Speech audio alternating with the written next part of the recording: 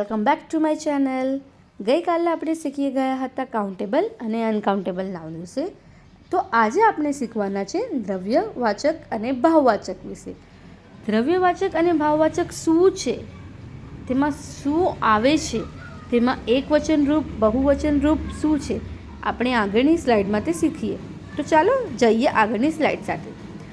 દ્રવ્યવાચક અને ભાવવાચક. દ્રવ્ય એટલે પ્રવાહી અને ભાવ એટલે ઇમોશનને વ્યક્ત કરવા. તો દ્રવ્ય એટલે પ્રવાહી, તો પ્રવાહીમાં બહુવચન રૂપ આવે કે ના આવે તે કોમેન્ટ સેશનમાં જણાવો. પ્રવાહીમાં શું છે? વોટર, કોફી, મિલ્ક જેવી વસ્તુઓ આવી શકે છે. ભાવમાં શું આવી શકે છે? ઇન્ટેલિજન્સી, તમારી બહાદુરી. તો આ જે વસ્તુ છે તે થોડું ડીપલી શીખવાના છીએ અને તે ખૂબ અગત્યની છે. Let's go. દ્રવ્યવાચક અને ભાવવાચક નામ હંમેશા એક જ વચનમાં વપરાય છે.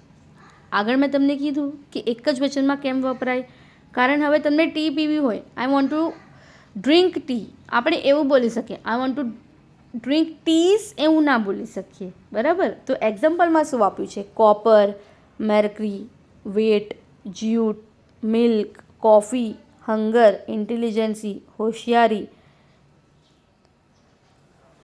ઓનેસ્ટી વગેરે ક્યારેક બહુવચન થઈ જ ન શકે.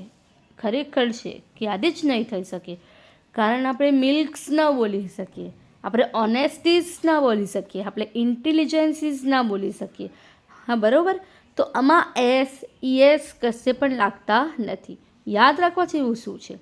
દ્રવ્યવાચક અને ભાવવાચક નામને એસ કે ઈએસ પ્રત્યે લાગતો નથી. તેમજ આગળ એ આર્ટિકલ કે એન આર્ટિકલ પણ વપરાતો નથી.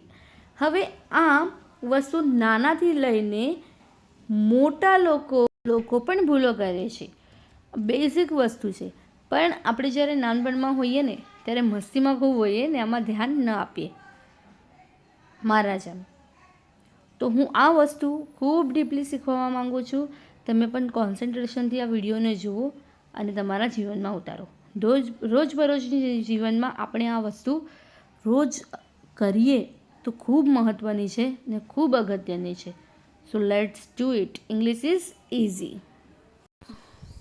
હવે આમાં આપેલું છે કે નીચેના શબ્દો પછી હંમેશા બહુવચનનું જ નામ આવે છે. One of, each of, both of, all few, many, several, a number of, the number of, તો એક્સેટ્રા. એક્ઝામ્પલમાં આપ્યું છે one of the student has got a first prize. તો વન ઓફ ધ પછી શું આવેલું છે? સ્ટુડન્ટ્સ.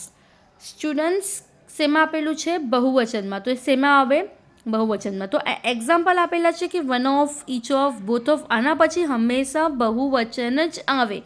તમને જો એક્ઝામમાં પૂછાતું હોય કે આમાંથી કરેક્શન કરવાનું છે તો તમે શું કરશો? તો તમને જે બ્લેન્ક્સ આપેલી છે તેમાં તમે પાછળ બહુવચનનું રૂપ લગાવી શકો છો. સમજી ગયા? A number of players were present in the meeting. Each of the girls was given the purse. Both the brothers were selected. તો આ શું છે કે આ બધી જે વસ્તુઓ છે, one of the means sentence જે આપેલા છે તેમાં પાછળ શું લાગેલું છે? બહુવચન. ઓકે. હવે આ સ્લાઇડમાં આપેલું છે કે નીચેના શબ્દો પછી આવતું નામ એક જ વચનમાં હોય છે.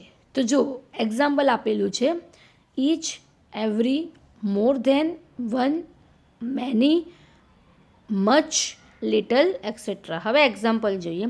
Each student was given a new bag. Every Indian is the great person. હવે શું છે? Each student was giving a new bag. બરાબર. સ્ટુડન્ટ શેમાં આપેલું છે? એક વચનમાં. ઈચ પછી શું આવ્યું? તો એક વચન આવ્યું. એવરી પછી શું આવ્યું? એક વચન. Every Indian is great person.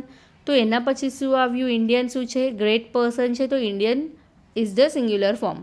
તો એ સિંગ્યુલરમાં આવી ગયું. બરાબર. હવે નીચે જુઓ. Most of the singular nouns are the turn into the plural by adding S and ES.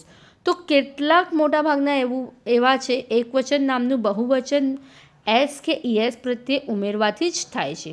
જેવું કે બેન્ચ, સીએચ છે, પાછળ શું લાગ્યું? ES. Dish, dishes, watch, washes, watches, watches, chair, chairs, boy, boys, cow, cows, radio, radios, studio, studio, table, tables, etc. તો શું થયું, આ નાની નાની જે વસ્તુઓ છે તે ખૂબ ઇમ્પોર્ટન્ટ હોય છે અને આપણે ગ્રામરમાં મોસ્ટલી આ બધી મિસ્ટેકો કરતા હોઈએ છીએ, તેના લીધે આપણે નાના માર્ક્સ પણ જતા રહે છે. આઈ હોપ સો કે તમને આજનો વિડીયો, આટલા શોર્ટ વિડીયો છે કે એક દિવસે જો બી મોકલીશ તો પણ જે વિડીયો તમારા મગજમાં ઉતરશે. I hope so you like it. તો please like, comment and subscribe જરૂર કરજો. Hope you like it. Have a good day. Bye and take care. Thank you.